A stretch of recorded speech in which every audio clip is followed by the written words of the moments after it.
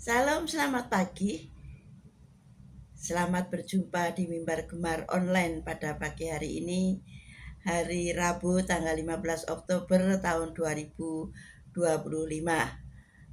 Sesuai jadwal bacaan pada pagi hari ini, renungan firman Tuhan saya ambilkan dari Markus 16 ayat 14 sampai 20 yang demikian firman Tuhan.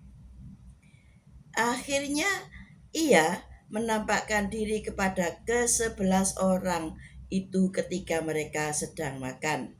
Dan ia mencela ketidakpercayaan dan kedegilan hati mereka. Oleh karena mereka tidak percaya kepada orang-orang yang telah melihat dia sesudah kebangkitannya. Lalu ia berkata kepada mereka, "Pergilah ke seluruh dunia, beritakanlah Injil kepada segala makhluk.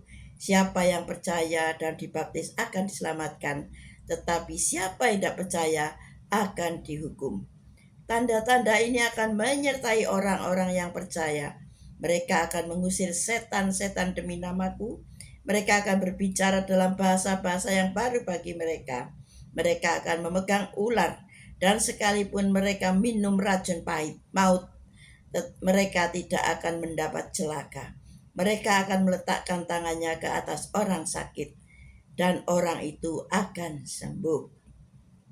Sesudah Tuhan Yesus berbicara demikian kepada mereka, terangkatlah ia ke surga, lalu duduk di sebelah kanan Allah. Mereka pun pergilah memberitakan Injil ke segala penjuru, dan Tuhan turut bekerja dan meneguhkan firman itu dengan tanda-tanda yang menyertainya.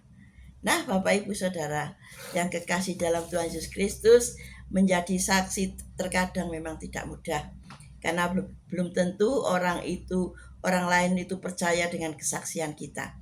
Seperti yang dialami oleh Maria Magdalena dan 2 orang murid Yesus yang sudah melihat bagaimana Tuhan Yesus bangkit. Ya, ketiga orang ini menjadi saksi kebangkitan Yesus karena mereka sudah mengalami perjumpaan dengan Tuhan Yesus. Mengetahui kedegilan dan ketidakpercayaan para murid, kemudian Tuhan Yesus menampakkan diri kepada mereka dan menegur ketidakkepercayaan mereka.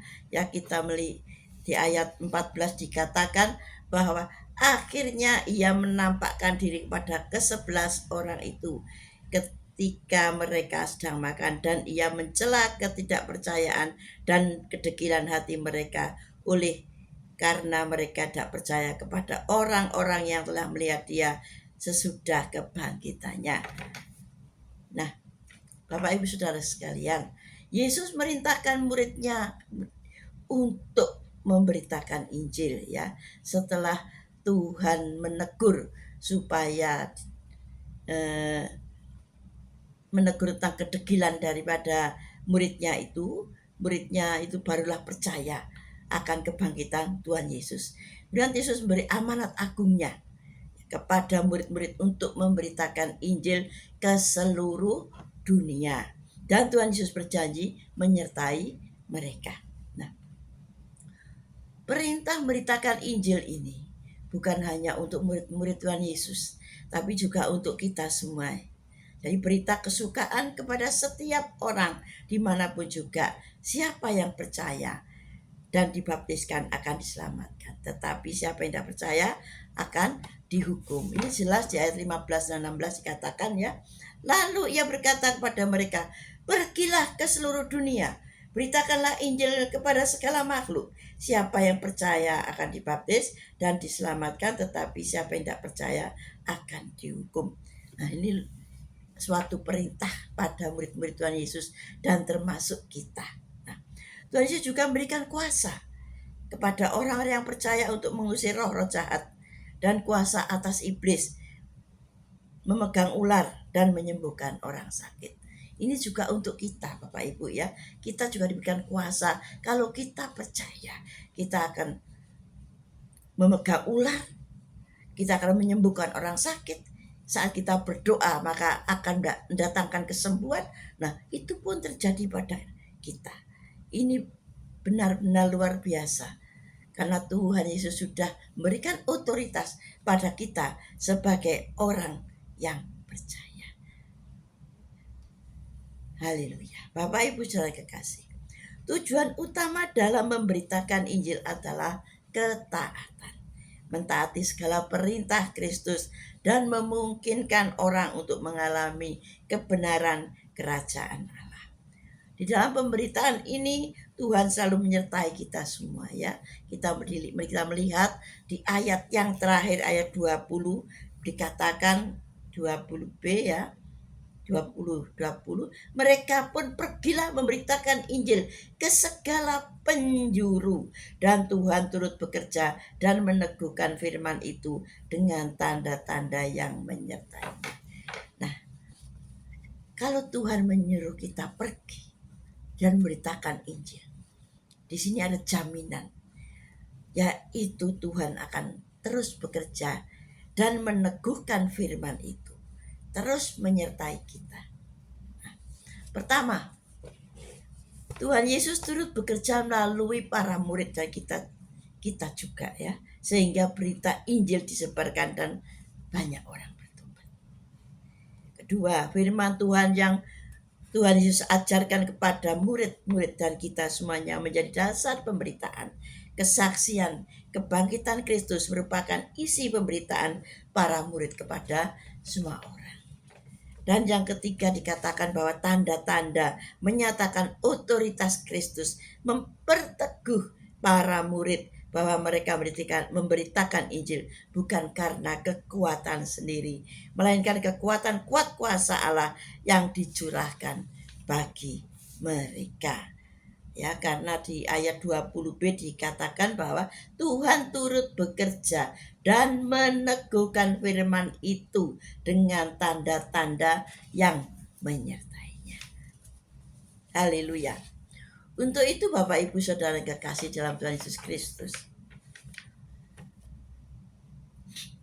kita harus menjadi saksinya, yaitu kita harus bisa mengaplikasikan pesan Tuhan bahwa orang Kristen tidak hanya tinggal di rumah, tetapi perlu aktif memberitakan kabar baik dengan perkataan dan perbuatan.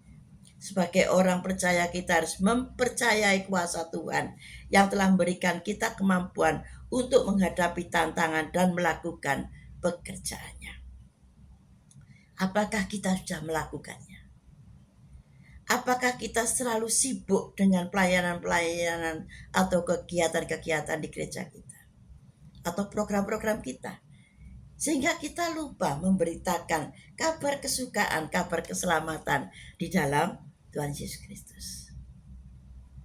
Sebagai pemberita Injil, kita harus menyebarkan kasih dan sukacita, menjadi tiang doa dan menciptakan suasana yang penuh kedamaian dan sukacita bagi keluarga, saudara, dan di lingkungan kita.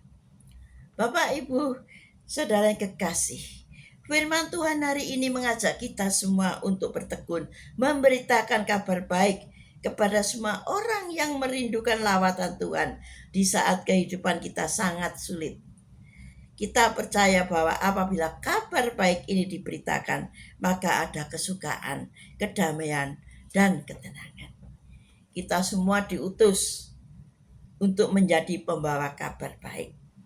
Ya, Tuhan katakan tadi, pergilah, jadikanlah semua bangsa muridku. Marilah kita dipenuhi dengan panggilan, dengan kesetiaan, dan tidak menjadi tawar hati apabila tantangan datang menghadang. Dia berjanji kepada kita di Matius 28 ayat 20b yang mengatakan, dan ketahuilah aku menyertai kamu senantiasa sampai kepada akhir zaman. Jadi Tuhan Yesus senantiasa mempercayai orang-orang yang percaya sampai akhir zaman, sampai Tuhan Yesus datang kembali. Tuhan Yesus memberkati. Salam berkembar. Haleluya.